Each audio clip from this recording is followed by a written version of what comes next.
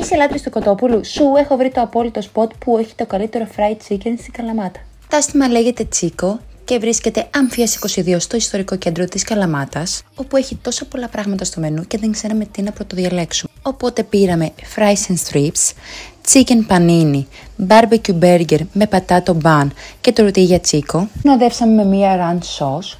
Μην πολυλογούμε, ήταν όλα πεντανόστιμα, νομίζω φαίνεται κιόλας. Είσαι από την Καλαμάτα και δεν έχεις πάει ακόμα στο Τσίκο, πρέπει να το δοκιμάσεις χθες οπωσδήποτε. Αυτά από μένα, σας φιλώ.